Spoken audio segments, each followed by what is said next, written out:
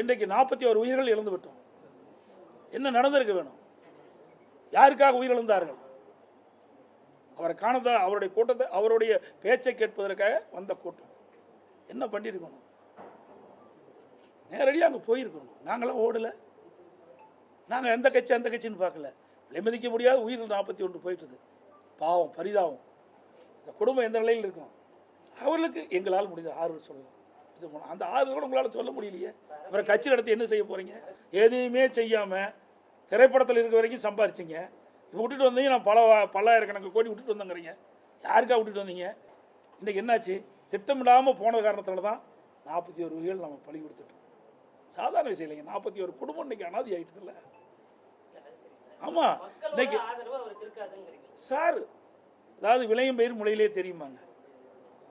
நாம் மக்களை இன்னைக்கு ஒரு ரசிகர் பட்டாலும் ஏறலாமல் இருப்பதற்காக எதை வேணாலும் பேசிட முடியாது. இது 8 கோடி மக்களுடைய வாழ்வாதார பிரச்சனை. ஒரு அரசாங்கம் வந்தால் எப்படி செயல்பட என்பதை பார்க்கணும். கொரோனா காலம் இருந்ததுங்க. கொரோனா காலம் வந்தால் இவ்வளோ வீட்டு விட்டு வெளியே வருவாங்க.